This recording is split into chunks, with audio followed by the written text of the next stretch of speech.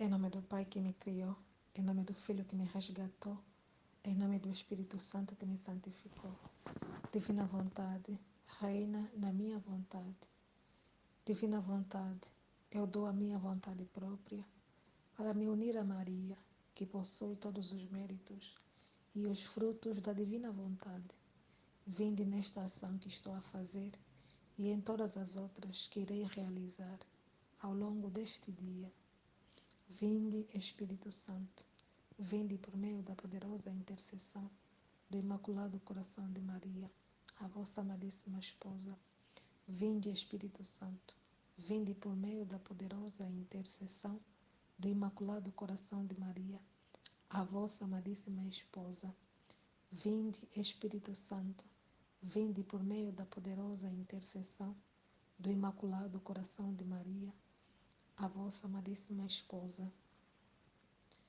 Divina Mamãe, não me deixe nunca só, para que o domínio da sua presença possa esmagar a minha vontade, fazendo-me reinar para sempre na vontade de Deus. Deus é tudo e eu sou nada. Meu Pai, eu te amo. Me ensina a retribuir este amor com amor. Amém. Olá, meus irmãos e irmãs daqui do canal Fiat Voluntas Tua Brasil. Hoje vou partilhar com vocês o trecho do Livro do Céu de número 60, no volume 4, do dia 22 de março de 1901. O título é Vê os grandes pecados de Roma, Jesus quer punir e ela se opõe.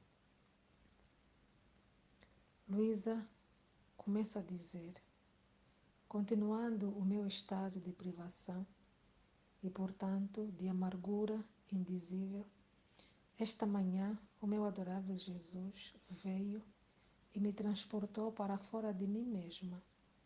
Me parecia que fosse Roma. Aqui Luísa parecia então que estava na cidade de Roma, e ela fala que o Senhor Jesus tirou ela do estado em que se encontrava. Luísa normalmente ficava petrificada, né? E também estava constantemente, seu estado habitual era na cama. E muitas das vezes Jesus vinha e separava o corpo da alma dela e levava para... Em outras passagens, por exemplo, Jesus levava para ela ir ver o céu. Já houve também momentos em que Jesus levou ela para o purgatório. Jesus leva ela para várias partes, assim, para ela ver o mundo, como é que as coisas estão, o que está a acontecer. E aqui nesse caso, não é? Ela fala que para onde Jesus a levou, deu-lhe a entender que fosse Roma, né? E ela continua dizendo que espetáculo se viam em tantas as classes de pessoas. Até no Vaticano se viam coisas que davam horror. E o que dizer dos inimigos da igreja? Como se roem de raiva contra ela. Quantos estragos vão maquinando, mas não podem realizá-los porque Nosso Senhor os tem como atados ainda. Ela aqui fala que vê um espetáculo, não é? E pela palavra horror, significa que não era um espetáculo bom. Era no mínimo coisas desagradáveis, não é? Que não agradavam ao Senhor, que não eram bons de se ver, não é? Tinha a ver se calhar com coisas que não eram assim não eram moralmente bons de se ver. E até o Vaticano não fugia dessa realidade, não é? A cidade do Vaticano não fugia dessa realidade. E era um horror tudo aquilo que se via. E deu para perceber também que havia muitos inimigos da igreja, não é? Com raiva contra a própria igreja. E sabemos que a igreja é perseguida há muito tempo, não é? Praticamente há 2000 anos que existe, ela continua a ser perseguida até agora. E Muita gente se rói de raiva, não é, pela igreja. Há quem diga, mas como é possível haver tanta gente que acredita em Deus, que acredita em Jesus? Para muitos é uma perca de tempo. Quem se aproxima de Deus, quem quer viver a vida de Deus, a vida em Deus, a vida com Deus, não é? Para muita gente que querem viver uma vida de liberdades e contrário àquilo que Jesus ensinou. Então, para eles, isso não significa nada. Querem viver a vida na sua liberdade, fazendo as coisas mais imorais possíveis, não é? Porque não se identificam com a existência de um Deus, não é? Que é amoroso, que é Pai, que nos quer bem e que nos indica um caminho bom. Então, para quem não quer seguir esse caminho, pronto, faz o que ele bem quiser, persegue as pessoas cristãs, não é? As pessoas que frequentam a igreja, as pessoas que seguem Cristo, não é? Então, a igreja tem realmente muitos inimigos. Então, Luísa relata aqui todo esse acontecimento, não é? Mas há muita coisa que Jesus não permite que aconteça à sua igreja, não é? Por parte dos seus inimigos, porque ele é a cabeça da igreja, ele que sustenta a igreja, não é? Então, há muita coisa que ele não permite que aconteça, porque o Senhor é o Todo-Poderoso, e ele mesmo falou que, quando falou a Pedro para apacentar as ovelhas, para estar à frente dos discípulos, não é? Ele falou: Tu és Pedro, sobre esta pedra edificarei a minha igreja, e as portas do inferno não prevalecerão contra ela, né? Então Jesus declarou mesmo que pode haver perseguição, digamos assim, pode haver coisas contrárias à igreja, pessoas que não gostem, pessoas que perseguem a igreja, mas nunca vão conseguir destruí-la, né? Nunca vão conseguir destruí-la. E é bem verdade, se passou 2000 anos e a igreja continua, não é? Apesar do número daqueles que frequentam, assim como Jesus gostaria, e que fazem coisas que é aquilo que era o esperado por Deus, não é? É o mínimo, né? Existem muitos, mas que não estão a andar assim como Jesus gostaria. Mas mesmo assim a igreja está ali, a igreja prevalece, porque tem ainda muitas pessoas, daqueles muitos que frequentam, uns tantos poucos são aqueles assim que dão a vida, dão o coração, dão tudo, não é? E a igreja vai se mantendo até agora, com esses bons, com os sacrifícios que se fazem das celebrações de missa, não é? Enfim, em cada celebração de missa, né, o céu toca a terra, então muitos milagres também acontecem. Então ele vai sustentando a igreja com esses corações bons, com esses corações que se disponibilizam para viver aquilo que Deus quer, os propósitos maiores de Deus, né? Assim como a Luísa era uma delas que vivia esse grande propósito de Deus, que é de trazer a santidade divina para a terra, e ela suportava muita coisa, né? E mais aqui ainda nesse trecho vamos ver, né? Ela suportava muita coisa e era tudo no sentido de ajudar, né? Até aquelas coisas más, ela queria passar para poder ajudar.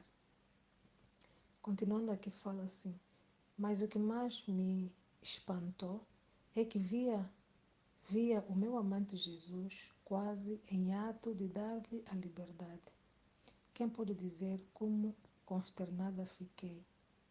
Então, vendo Jesus, a minha consternação disse-me. Luísa ficou profundamente triste com tudo aquilo que estava sucedendo, e Jesus falou para ela: Filha, são absolutamente necessários castigos. Em todas as classes entrou a podridão e a gangrena. Gangrena é a corrupção moral, não é? Jesus fala que essa corrupção atingiu a várias classes, não é? Por isso é necessário o ferro e o fogo, para fazer que não pereçam todos, para fazer que não pereçam todos. Por isso, esta é a última vez que te digo que te conformes ao meu querer, e eu prometo perdoar em parte. A Luísa não queria que Jesus castigasse, não é? Jesus aqui fala para ela que é necessário castigar, ou seja, punir esses acontecimentos horrorosos que estão a acontecer, essa podridão, essa corrupção moral. Imagina naquele tempo, já era assim, não é? no princípio dos anos 90 já era assim.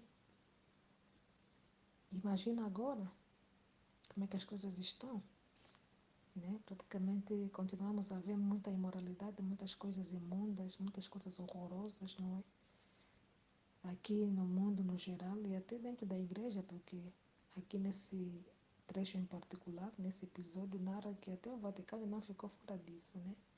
Então existe muita coisa ruim que está acontecendo, que Jesus quer punir para, para que as pessoas se emendem, né? Porque é necessário fazer isto. Diante de tanto horror, é preciso fazer isto mesmo, né? Jesus precisa meter ordem, não é? Naquilo que ele criou, nessa humanidade. Ele criou uma humanidade para o bem, para o amor e não para essas coisas horrorosas que se veem, né? O que dirão então? O que dirão então? Né? Se o mundo ficar somente assim, o que será? Então Jesus queria realmente colocar algum castigo, não é? Algum basta em certas situações más que se via, não é? E ele pedia que a Luísa se conformasse ao seu querer, o querer fazer a justiça, o querer castigar, não é? O querer pôr ordem a essa situação, não é? E se a Luísa permitisse, então Jesus ia perdoar. Jesus disse que promete perdoar em parte as coisas que estão a acontecer. Mas outra parte é preciso mesmo que eu castigue, porque é justo que assim seja, não é? É como um pai que ama o seu filho, quer o bem do seu filho. Quando vê, humanamente falando, quando um pai vê que o seu filho está por caminhos maus, né? Quando ele se apercebe, o que vai fazer? Vai chamar o filho a atenção, vai lhe pôr sentado, vai lhe falar das coisas. Se o filho voltar a fazer, vai sentar novamente com ele, né? Mas se o filho prevalecer nisso, vai chegar uma altura que o pai vai precisar pôr ele de castigo, não é? Vai pôr ele de castigo, fica no quarto por alguns dias, só sai para ir à escola, por exemplo, ou tira o telemóvel, ou tira o computador, né? Para os tempos atuais. Enfim, priva de certas coisas, não é? Para dar lição ao filho, é para ensinar ao filho. Para quê? Para que o filho não perca a sua essência, para que o filho não se perca, não é? E Jesus acontece o mesmo, ele não quer que ninguém se perca, porque ele quer o bem do filho, não é? Não quer que nenhum filho, pelas suas imoralidades, pelas coisas horrorosas que vai fazendo, vá para o inferno, não é isso que Jesus quer. Jesus quer que os seus filhos, seus irmãos, não é?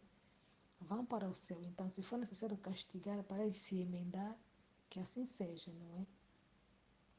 Desde que esse castigo, se a pessoa se emendar, amém. Se diante de um castigo a pessoa morrer, amém também, porque até a morte, se não é para levar a pessoa para o inferno, pelo menos vai garantir essa pessoa que vai para o purgatório. E do purgatório terá o acesso depois para o céu. Ninguém sai do purgatório para o inferno. Do purgatório a pessoa não vai para o céu, não passa o tempo que tiver que passar, mas vai sempre para o céu é garantido. Então é preferível que essa pessoa sofra ou até morra, né? Sofra e tenta rever a sua vida e se emendar. E se não se emendar e morrer, então pelo menos vai para o purgatório. Mas vai deixar de existir e ir para um lugar que lhe garanta o céu, do que continuar nos seus horrores e depois ir para o inferno, não é? É isso que Jesus não quer, por isso é que ele às vezes é obrigado a fazer isso com os seus, para o bem ainda deles, não é?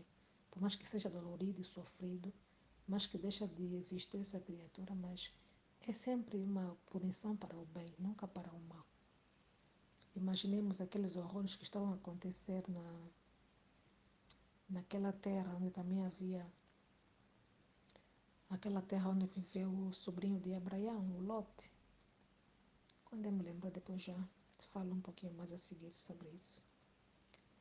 Continuando aqui, diz assim: E eu, meu bem amado, não tenho coração para confrontar contigo, para me conformar contigo em castigar as nações.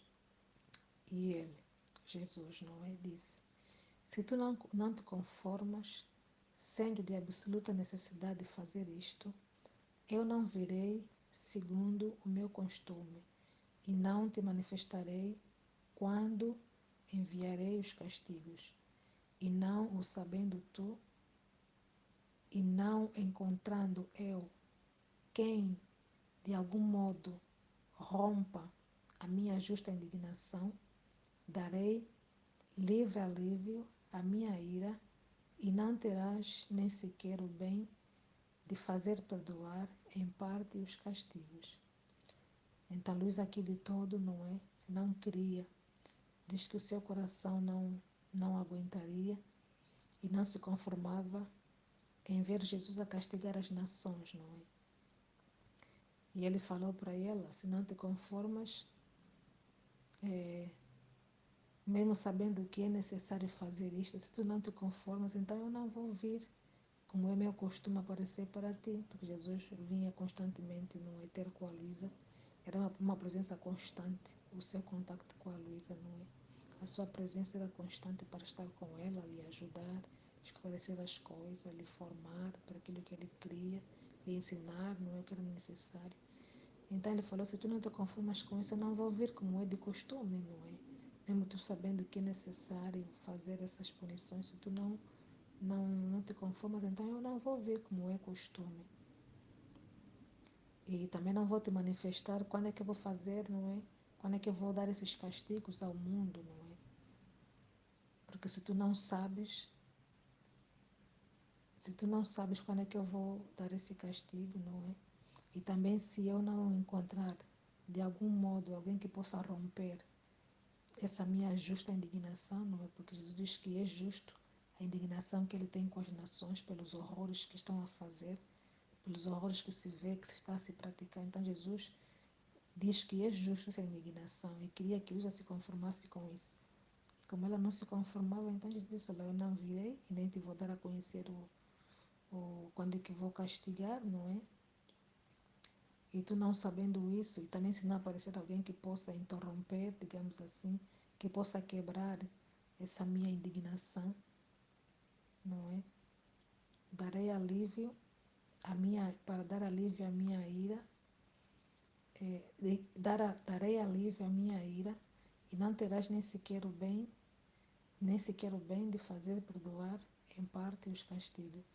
Jesus fala que, como não há ninguém que possa interromper, não é, o que ele quer fazer, não possa quebrar essa sua justa indignação, não é? Então ele vai dar alívio, ou seja, vai descarregar mesmo, não é? Vai descarregar essa, essa, essa tristeza profunda que ele sente de todas essas coisas horríveis que estão a acontecer, não é? E como não há ninguém para interromper isso, então ele vai descarregar essa indignação mesmo sobre as nações. E a luz aqui não poderia ter como impedir Jesus de fazer isso que era realmente necessário. Então eu estava a dizer mais à frente que a situação do Lot, sobrinho de Abraão, não é, quando estava em Sodoma, hoje Sodoma e Gomorra, essas duas cidades que se corromperam na imoralidade, não é, que estavam a caminhar muito mal, mal, mal, mal, mal. Era só muita tristeza para Jesus, né? Muita tristeza para Deus. Deus quis destruir toda aquela cidade. E Abraão fez o seu pedido em função daquelas pessoas boas que se encontravam lá.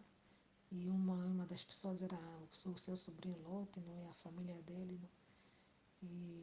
E então Abraão fez esse pedido a Deus e disse, tá bem, em função a essas pessoas que são boas nessa terra, não vou destruir, não é? Mas quando aquilo ainda foi piorando, piorando, Jesus então disse, não, para que aconteça essa justiça, não é? Para que se faça essa justiça, para que a terra não continue a caminhar assim nesses horrores todos, eu vou realmente destruir, mas, no entanto, a teu pedido eu vou retirar a família do teu sobrinho, não é? Então, Jesus, Deus mandou os anjos para aquela cidade, né, para realmente ser destruída, mas não havia destruir a cidade com aquelas pessoas boas, não é? Foi assim que os anjos conduziram o sobrinho de Abraão, o Lot, e a sua família para fora da cidade, não é? Ele falou lá, vão, vão, vão, e nem sequer olhem para trás, não é? Então essa era a indicação, vão e nem olhem para trás. Então, olha, infelizmente a mulher de Lot olhou para trás, não cumpriu com aquilo que Deus pediu e virou uma estátua, não é? quando há incumprimento daquilo que são os pedidos do Deus, do Senhor, vem sempre consequências, não é? Então é sempre bom obedecermos a Deus, porque se não obedecer, é justo, não é? Assim como é bom e é lícito obedecermos a nossos pais, se não obedecermos, que temos a repreensão, né? Temos os pequenos castigos que são consequência das nossas más ações, né? Então isso precisa acontecer. E não é para o mal, como eu disse à frente, é sempre para o bem, não é? Jesus quer o nosso bem. E ainda mais com Luís, ele vem trazer aquilo que é mesmo de bom. Ele quer habitar nas almas, quer que as almas o recebam, o percebam e o sirvam nesse projeto bom que ele tem, não é? Que ele é só amor e quer que esse amor se manifeste em todas as criaturas, porque o amor vence sempre, é isso que ele quer, não é? Mas quando há injustiça, ele não pode ficar de braços atados, tem realmente que punir, tem realmente que fazer sentir, não é? A sua mão poderosa sobre aquela situação. E para finalizar aqui fala assim, além disso, o não vir, né? Jesus não vindo e não derramar, Jesus a falar para Luísa, além disso, o não vir e não derramar em ti aquelas graças que teria querido derramar é também uma amargura para mim, como estes últimos dias em que não vim tanto, tenho a graça contida em mim. E enquanto dizia, desculpa, e enquanto dizia, demonstrava que queria se aliviar. E aproximando-se, disse a Luísa, aproximando-se da minha boca, derramou um leite docíssimo e desapareceu. Então, Jesus fala que se eu não vir e não derramar em ti as graças que teria querido derramar, não é também uma amargura para mim. Jesus também fica triste, Jesus também fica amargurado quando ele quer fazer as coisas boas, derramar as graças, não é? E que de certa maneira fica impedido de o fazer, também para ele é uma tristeza. E ele, como já não conseguia aparecer naquele período que ele queria castigar, não podia aparecer a Luísa para que ela não interrompesse o castigo. Porque a Luísa era aquela pessoa que, quando Jesus dizia que ia castigar uma nação, não é? Por causa de alguns comportamentos maus, ela preferia dizer assim, Senhor, descarrega em mim essa tua tristeza, essa tua amargura, né? Para não descarregares sobre eles, sobre a humanidade, sobre as nações. Então, Jesus era obrigado ela pedia a Jesus, não é? Houve momentos e há momentos em que isso acontece, que Jesus descarrega aquela sua amargura, aquela justiça que está contida, não é? Que era para derramar ao mundo e não derrama, e acaba por derramar, se aliviar daquela amargura de injustiça que acontece no mundo, derramava a Luísa. De certa maneira ele ficava aliviado, não é? Ficava aliviado. E naquela fase aqui, para este momento, como ele não poderia, porque ele disse que não, para essa situação preciso mesmo de fazer sentir a minha justiça, preciso mesmo de mandar castigos, não é? Então, nessa fase ele não poderia aparecer para a Luísa, porque primeiro ela ia implorar para não castigar, não é? E ao fazer isso, Jesus fica também assim como que com o coração amolecido, não é? Então, em vez de castigar muitos, com quem diz castiga só um, ou seja, sofre só um, não é? Em prol de tantos outros. E Luísa preferia sofrer para que Jesus não castigasse as nações, castigasse um determinado país, digamos assim, não é? E Jesus fazia isso com ela então, né? Punha-lhe assim um determinado sofrimento, não é? Que ela conseguisse suportar e que era o alívio da justiça de Jesus, não é? Então Jesus ficava mais aliviado da indignação de uma determinada situação que ele queria punir. Então se sente aliviado porque ele já recebe parte dessa indignação de Jesus, né? Luísa era aquela pessoa que Jesus tinha para descarregar um bocadinho essas injustiças, essas amarguras pelas coisas ruins que estavam a acontecer, não é? Em muitos casos ela que aceitava isso, mas nesse caso aqui em particular, Jesus queria mesmo derramar sobre as nações, não é? E então Jesus não poderia aparecer, e ele também tinha graças para dar a Luísa, mas não poderia aparecer. E então não conseguia, aqui essa parte final fala que ele não conseguia derramar, não é? Essas partes, essas graças que ele tinha para dar a Luísa, não é? E aqui no trecho, muitas das vezes, nesse e noutros, vamos vendo que há momento que Jesus derrama sobre ela um leite delicioso, dulcíssimo, e há momento que ele derrama amarguras, não é? Coisas mais amargas de se suportar mesmo. E aqui fala que derramou, não é? Aproximando-se da minha boca, derramou um leite dulcíssimo e desapareceu. Esse era uma forma de graça que ele queria dar a Luísa, porque o leite dulcíssimo é coisa boa, não é coisa má. Mas toda essa expressão aqui, não é derramar sobre a minha boca, isso e aquilo, não é assim, tipo, humanamente falando, não se compreende humanamente, não é? É uma situação assim que acontece num nível espiritual, não é muito avançado, que nem sempre é fácil de se compreender. Então, ora, Jesus derramava coisas boas, nesse caso aqui o doce, o leite dulcíssimo, e é momento que era coisas amargas, não é? Da indignação de Jesus para se aliviar das coisas horríveis que estavam a acontecer. E pronto, acontece muitas vezes essa situação, não é? E no fundo, o leite dulcíssimo era para também fortalecer a própria Luísa em si, não é? Normalmente, quando essa coisa boa é para fortalecer a Luísa, porque ela não conseguia já comer nada, só vivia da Eucaristia, né? Houve uma certa fase da vida em que o alimento já não entrava no corpo dela, ela só se alimentava da Eucaristia. E há momentos que Jesus via que ela precisava de se fortalecer, então derramava, não é? Esse leite dulcíssimo, que é para o fortalecimento também da própria Lisa. Algumas passagens vão dizer isso mesmo.